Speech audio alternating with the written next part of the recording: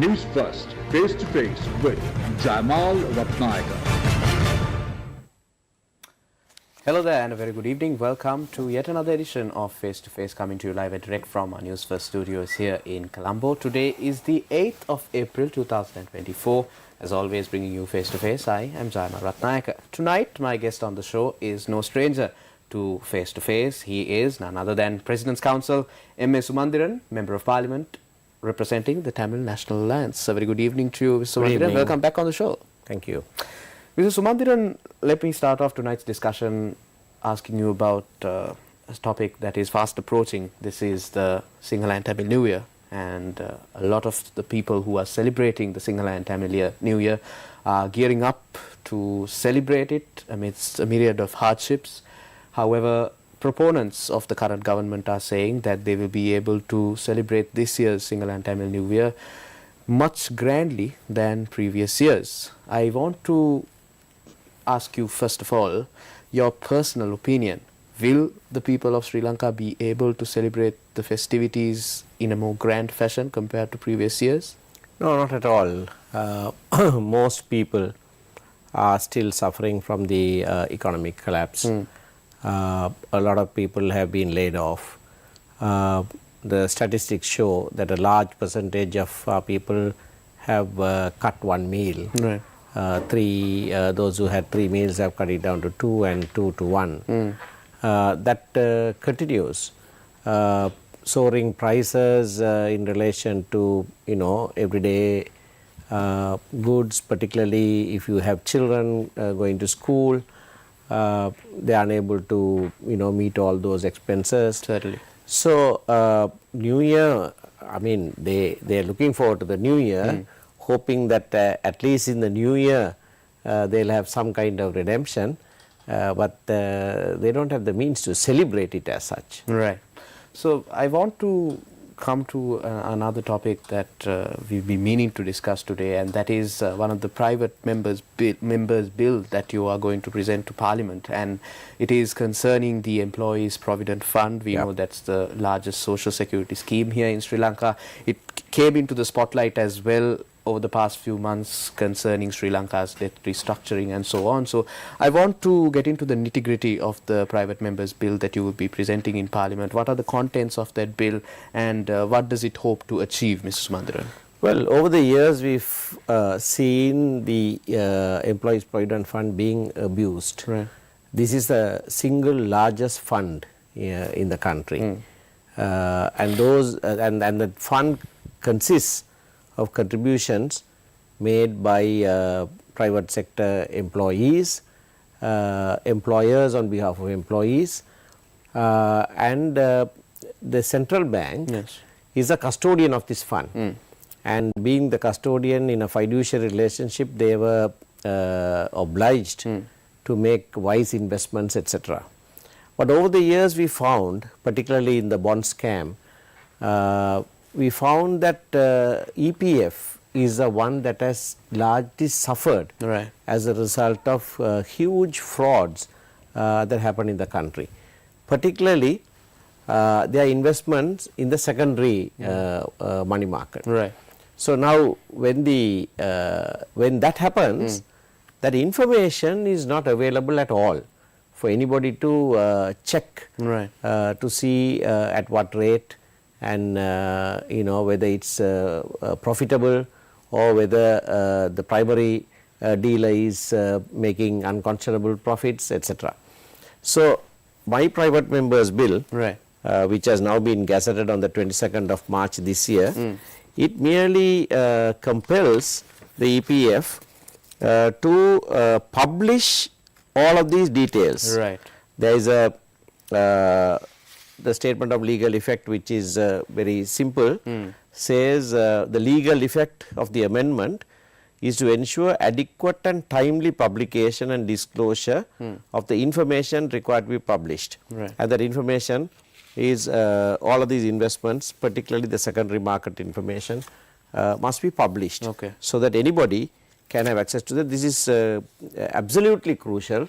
Also, now taking into account, as you said, the domestic debt restructuring targeted the EPF mainly, and those stakeholders in the EPF are effectively losing half of their investment compared to others who have bought securities in the market. Yes. So, this is very, very unfair.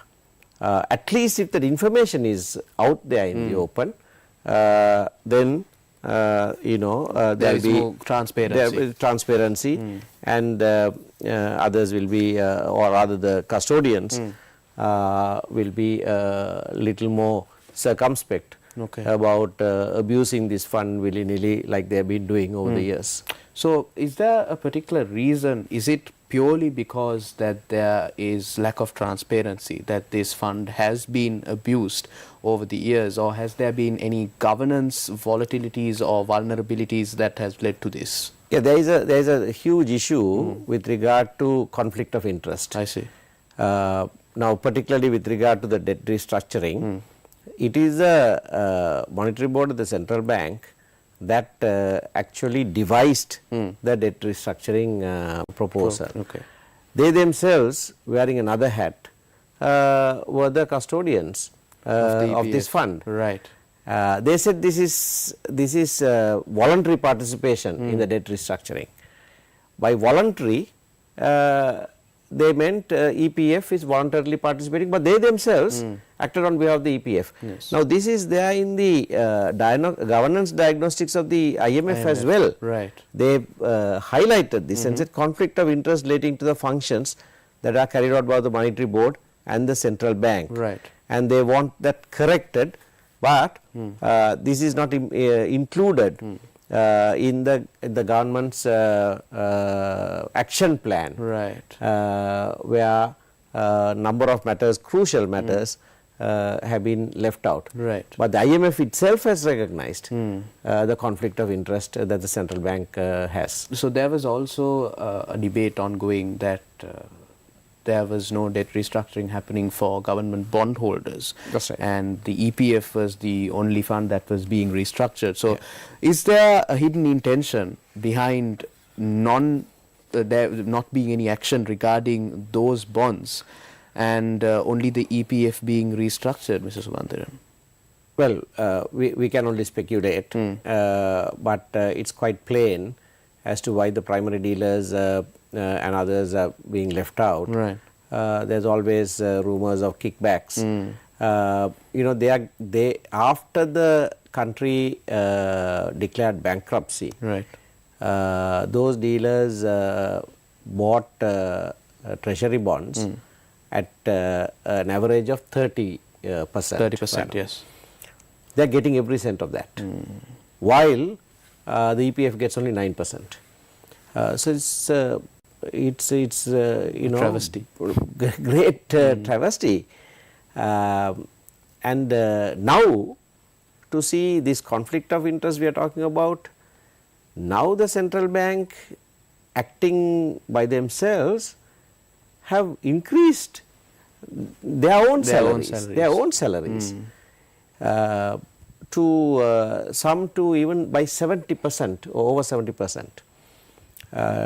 This is unconscionable. Is this justified in any way? Absolutely not. And the parliamentary committee that looks into this, Committee on Public Finance, summoned them, and they took up the position that they are now independent, and that parliamentary committee or even parliament cannot pry into this matter. Right. But parliament has ruled otherwise, or rather the committee has ruled otherwise, which has been accepted by parliament. And I think there is a review committee that is being appointed to look into this revision. Increase. Yes. Right. So you came to a very important point there, the role of parliamentary committees. And we know over the past few weeks and months how there was a massive debacle regarding the chairmanship of COPE and how a mass exodus of MPs were resigning from it. And there was a lot of ha-hoo regarding it. But now it seems to have died down once more. However, my question is somewhat different, because I want to ask you, every time there is some progress in these committees, Parliament seems to be prorogued. And once Parliament reconvenes, these committees have new appointed representatives, which then erodes the progress that was made in the previous committee session.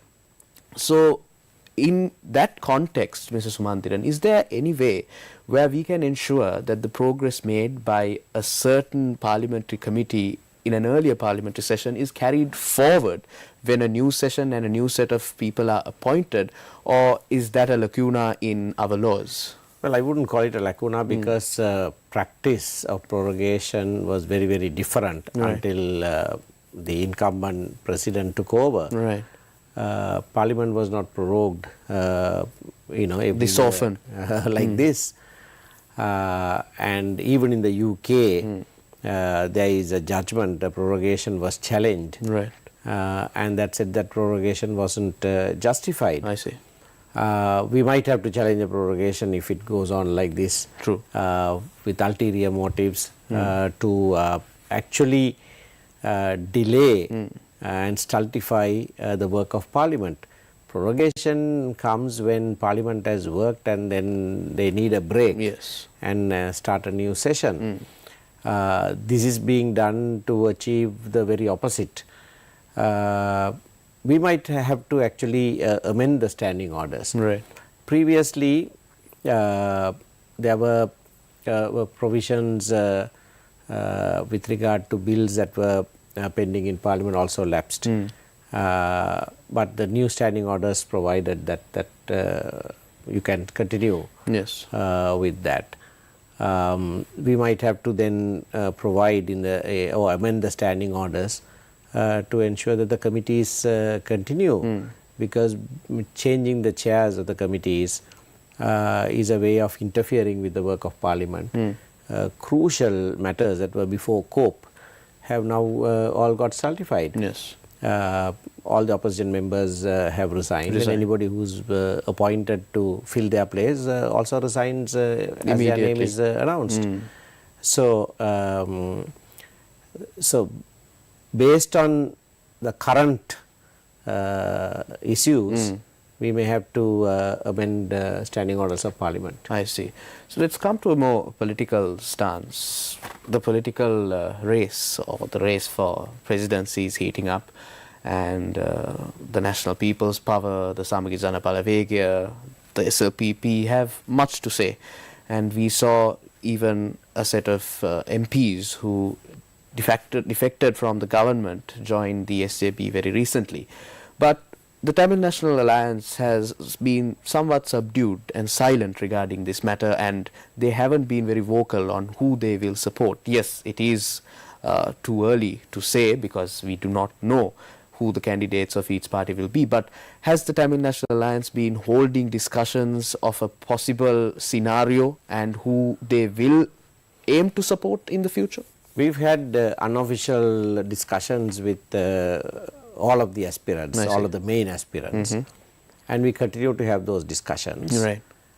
We'll keep our mind open on this question. We'll be have equal distance from every one of those candidates. Right. Eventually, closer to the election, we will even have formal talks with all of them, their parties, etc. Right. And then advise our people accordingly at the right time. But until such time, we will not commit to any one candidate. One reason that led me to ask you this question is, I think late last week, when the National People's Power held its Banking and Finance Forum in Jaffna, M.S. Sumanthiran was also one of its participants. That led many to speculate whether the TNA might even side with the National People's Power come election season and a definite date for the presidential election. So there are talks ongoing with all interested parties. Yes, all interested parties, and my presence there was, I got to that venue a little earlier than I should have. I had a meeting with Honorable Kumar Sanayaka at 8:30. I got there 10 minutes earlier. and the meeting was ongoing, I wanted to see what he said. So I went and sat and listened to him, which was useful at the discussion thereafter that I had with him. In hindsight, what do you think of? It was a good thing that I should have then, I think, been there for the whole of his talk. I see. For us to engage with whatever he said and so on. It's not a new thing when President Ranil Wickremesinghe comes to Jaffna. We participate, we even get on the stage and speak at those events. When Sajith Premadasa was in Jaffna as Minister of Housing, I have spoken on the same stage. Some years ago, when the JVP had its May Day rally, I walked with them. So we will maintain a relationship with everyone equally. People might speculate, but we will not worry about those speculations. We will continue to make the right decision at the right time. Yes. So, Mr. Sumanthiran, in the interest of Sri Lanka and the whole region, I want to ask you regarding the growing concern of India, because Sri Lanka has started to trend once more in India, especially because of the Lok Sabha elections that are coming up, and the Katsutiu Island has become a huge talking point in India, especially after Prime Minister Modi accused Indira Gandhi's government of ceding the island to Sri Lanka in 1974.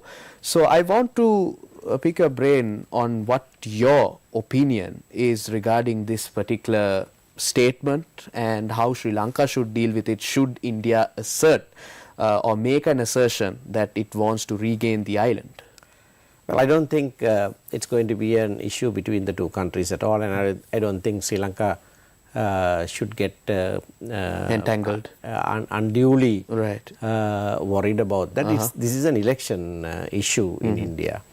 A blame game is going on. The BJP is accusing the Congress and the DMK of ceding Kachadevu to Sri Lanka 50 years ago.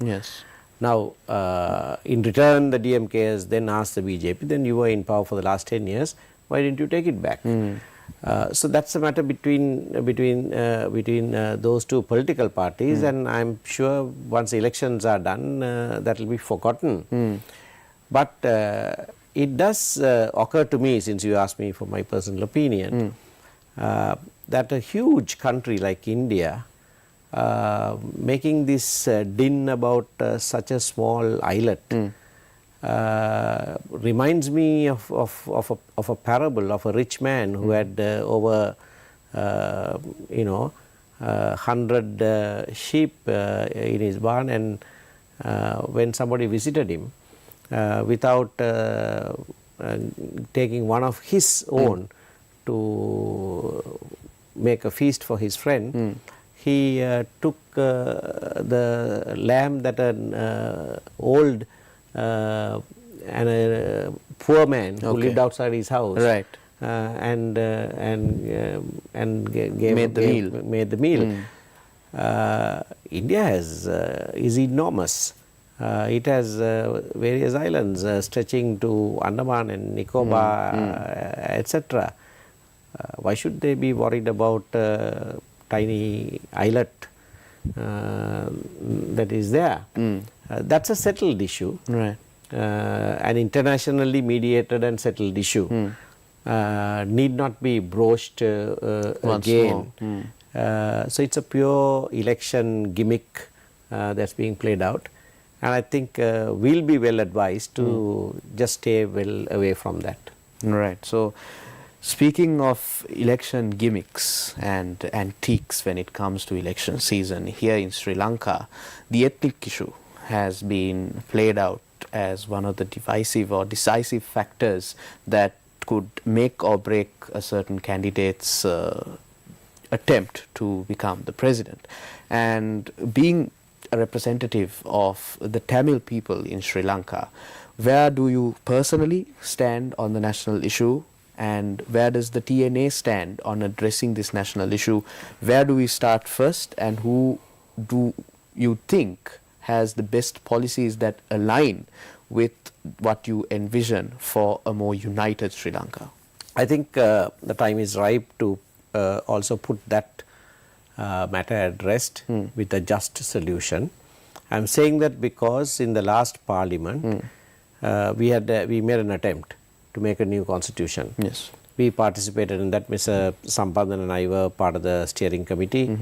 Honorable Anurakumar Sanayaka and Vimal Ratnayaka were part of that steering committee. Ranil Wickramasinghe presided over that. Right. We made long strides and came up with 2 interim reports. The second interim report also consisted of a draft constitution. Right. That all of us supported and presented to Parliament. Mr. Wickramasinghe himself presented it to Parliament in January 2019. Sajith Premadasa was part of that government. And in his election manifesto in 2019, he said that he will complete that process. Right. And subsequently, after Mr. Wickramasinghe became president, and he called for an all-party conference at the first conference, that is what Sajith Premadasa said. He brought all of those documents and said, here is an agreement. So I see all 3 main candidates agreed on some basics. So it's a good time to complete that task. Right. So unfortunately, while we had a very insightful conversation, that is all the time we have for Face to Face this evening. My guest this evening was President's Counsel M.A. Sumanthiran, representing the Tamil National Alliance, who is also a Member of Parliament. Thank you very much, Mr. Sumanthiran, for joining me as always and sharing your very candid views with me and our viewers at home as well. Thank you. It was a pleasure. And that's the way it was on Face to Face this evening. Do take care and have yourselves a great Monday night.